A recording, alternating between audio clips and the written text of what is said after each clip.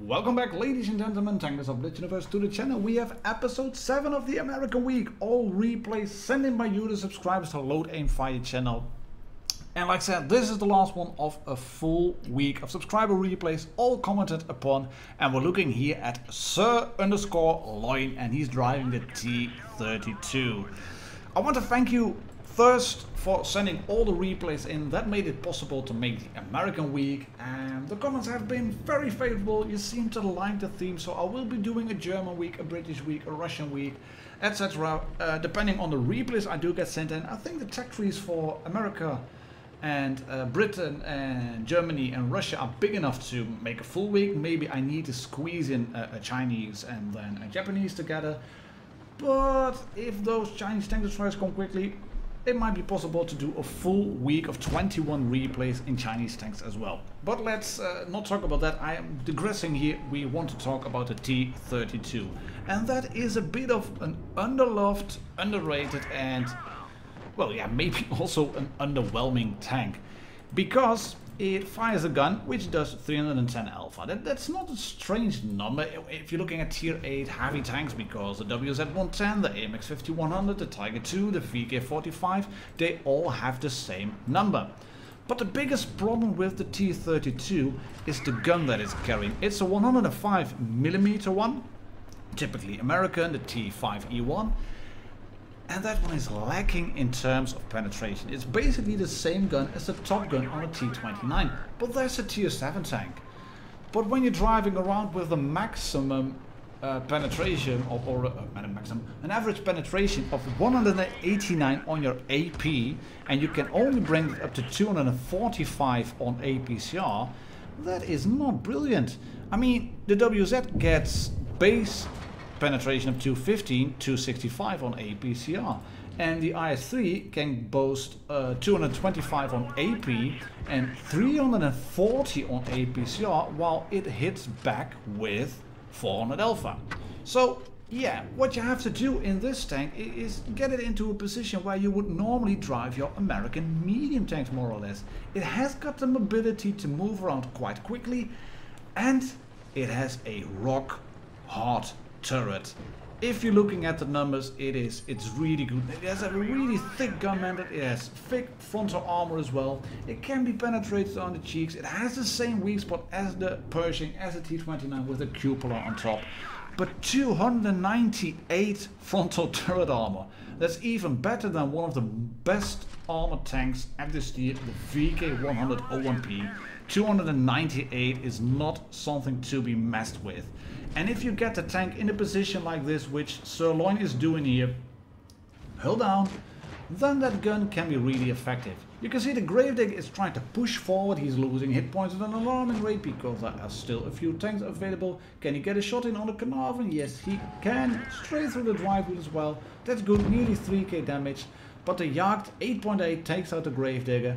And Sir_Loin is trying to reverse side scrape. He is going to bounce a shot on, I think, even the lower plate of the Carnarvon, which has even worse damage per shot than the T32, obviously at 190. But the Carnarvon has a far better rate of fire and better penetration, 226 and 258 for APCR versus 198 and 245 on APCR for the T32.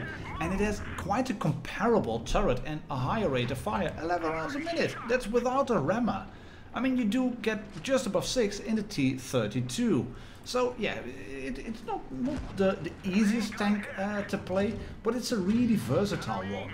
And if you do get your accuracy up, and if you have good marksmanship, then you get a maximum roll, which is then 388, I think, which is more than enough to kill the Jagd 8.8 here. And 127mm of armor on your hull. If you then wiggle it around, I think that shot actually went on the manlet of 298 thickness. The frontal hull is 127. If you angle that up, it can become quite trolleys as well. So thank you very much for sending this one in. A nice juicy tender replay from Sir_Loin. 10 out of 10 for a name. 4k damage. As said, good marksmanship, 70 shots fired, 15 hits and 14 penetrations. And it was a first class, but I wanted to show you this one because there's not a lot of T32 gameplay on YouTube available. And it's a good one to show on the channel as well in part of the American week. And I'm going to show you this one as well, which is Palza, and he's driving the T69. And I think this one, sorry my fellow American Blitz players and American subscribers, I think this is a poo-poo tank. I've done good games in this one in the T69, but I think it's just a poo-poo tank. It's lacking. And maybe the tank isn't lacking. Maybe it's just me, because Palza_Palza, we're watching him over here from the MVAP clan, from the MVAP clan. Well, he's going to do quite a good game in it. He's going to use the main thing that this tank has, which is burst capability. The T69 has an autoloader, 3 shots in the clip for only 173 average penetration on AP, because it's a 90mm gun, and it does 250 on heat for 225 pen on your AP and 190 on heat. But luckily, Palza is in a tier 7 game, and he dunks a few shots. He manages to get one into the VK3002D. And yes, then it is not bad to have some teammates with you. That VK is in all kinds of trouble, and if you can shoot your entire load into the reds like Palza is going to do here, then I think the T69 can be a fairly, well, competent tank. I still think it's poo-poo, but you can do good if you can do stuff like this. And luckily his team is more or less staying with him. He's the lone medium on the team on the greens. Reds had a VK3002D and they still have an AMX CDC, and as you can see, that CDC is pushing pretty hard on the top edge, on the northern edge of the map. The Reds have won the town, Greens have won the lower area, and Palza is being a bit cautious. Where is the rest of his team and where are the Reds? Right, time to move back. There's no one apparently in the spawn. And like I said, it's probably me playing the tank, because I might be too eager to get some damage in and to play it like a regular medium tank, and this just isn't a regular medium tank. And the more I've been looking at this replay that Palza is doing here, the more I'm convinced that the tank is maybe not as poo-poo as I would think it is, but that could probably be me, and it is me. He's going to get a shot in on the ammo, does get spotted. He should have pulled back behind the bush, because he takes this big shot for 349. Straight through the front. Luckily he manages to bring the ammo down to 271 hit points with his clip, because yeah, you do have a good clip for in total 775 average damage, and if you roll high you might be able to one clip an ammo. I'm not quite sure actually. But as he moves in, he's just in time there to clear the ammo now. Right, get the next shot in. Where did that one go? If somebody can tell me where that one went. Like I said, I've watched the replay a few times now. I think he shot right under the gun or something, but he was aiming at the tank, not in sniper mode. I don't think there was any lag there, but it still missed. Why? How? Not sure. But then you're looking at this. I mean, Tiger 2, it's not the most well-armored German tank at the tier, but when it's facing dead on, that 173 base penetration on your AP, it's just not going to cut it. And I think that's the poo-poo part of the T69, that lackluster average penetration on your AP. Of course you do have heat, but you want to be able to shoot a tank like this. One into it and another one, get a tracking shot. Oh, lovely. He doesn't get the tracking shot, he doesn't ammo rack the tank for full, but he clears it to 493 and he's got to bounce on his tracks. We're immobilized, I don't bloody care. I have my clip back now and I can shoot you once, I think. There it is, yes. And then I'm going to just track him in place, and I'm going to shoot you again, and then shoot you up the ass for a nice little kill. Load gun, no load gun. You're going to see it again?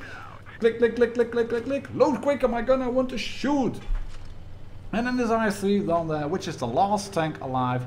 He goes down to 196 hit points, so you shoot him an RNG, says screw you, you have to ram him as well. And that's what Pulsar is going to do for 3 kills, 3.8k damage and 310 blocked. He does get a mastery, and yes, like I said, it is probably me playing the tank. I think I have to get back into the T69, try to get that ace. Thank you very much for sending it in, Pulsar_Pulsar. And that leads us up to the last game. And the last game is in the M46 Patton, skillfully driven by Meta Ryan. I'm gonna call him Ryan from here on. And Ryan is one of those games where you might start thinking from the beginning, yeah, I don't like this. I don't like the look of this. I'm on Normandy, which is a new map, which is a map which seems to be made for pushing hard with an iron fist. And the rest, I've got 2 autoloaders, an MX50B and a 5120. They've got a T30, a Death Star, a big 268, a mouse and an E100. They can make a proper iron fist. And you are in one of the tier 9 mediums, which has good DPM, very good DPM actually, which has a decent gun and good mobility, but it's not a tank that is renowned for its carrying potential. Unless it is driven by someone who knows how to drive the tank. But you can see Reds have already captured C. And they are pushing hard. And this team is thinking, we're just gonna push back. And then you look at the death side, you're thinking, no, this is not going to be one of those games. So you pull back, you go behind the hill. You go behind the hill again, and you go into cover. And then you're thinking, right, I'll just capture B now, and I can start shooting this 268. And you're gonna bounce off that very much penetrable rangefinder on top, and you're thinking, right, this is going to be one of those games. And then the game says, right, I'm going to give you this mouse. He's sitting sideways, but you have to spam APCR, so you won't do as much damage as you would with AP, and you are already 2 tanks down, and you start to thinking, oh my god, this is going to be one of those games. Can I kill the mouse? Can I kill the mouse? You're 2 tanks down already, and you realize the rest are pushing in on you. So can you clear one of the top tier heavy tanks? You can't clear the mouse, but can you clear the MX50B? Right, back to AP, 3 tanks down, and he's behind the hill, and you start thinking, oh my god, this is going to be one of those games. This is going to be one of those games where the game just says, screw you. You're in an American tank, and I ain't gonna let you in because this is a Russian game. And the 5120 then decides to rush you, and you are in total now 4 tanks down. It is 3 versus 7. There's a lot of hit points to chew through. And then the WZ113 is making a run for it because he's thinking, right, I'm in the Chinese tank, this is a Russian game, so screw that, I'll just rush in now. Blindless. Blind. Like a headless chicken. And the AMX5120 is thinking, oh, that's just the American M46 is behind the building. Let's capture B and then try to shoot some other tanks. And then I'll just stay here. Oh, I'm dead now. And suddenly it became a 4 versus 4. 3 tanks left on the red team and 3 tanks left on the green team. And the WZ113 lost 1600 hit points. No, he did 1200 hit points and a bit. He lost a lot, but it was a good move. It completely distracted the rest because that's one of the best strategies there is in the entire game. If there is a red tank moving, an enemy moving in at full speed, blind like a headless chicken, everybody turn your turret, face him, shoot him, and then the WZ113 runs into the T30, clears the tank, and suddenly it's becoming a 2 versus 1. I have no idea how they managed to turn this game around, but what I do admire is the skill of driving that Ryan is doing. There will be comments below probably where they say, right, this is the perfect farming game. And maybe it is a farming game, but the way he was driving the tank, he was frontlining it, he was not really exposing to any of the big guns, he was not exposed to any immediate threat, but he drives the tank around and he just kept shooting and shooting and shooting. And if you then look at the damage counter, look at that, nearly 6k damage. Come again, the M46 Patton, it is really capable of carrying. But you have to get it into a position to be successful.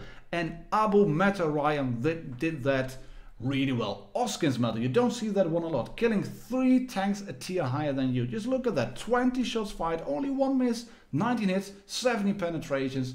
And this is just an epic game. What a game to finish off the American week. Episode 7. Thank you very much, ladies and gentlemen, Tankers of Blitz Universe, for sending in the replays, for watching and for your ongoing support. My name is Martindogger. Subscribe if you haven't already. And I'll see you all on the next one. Cheers and happy tanking.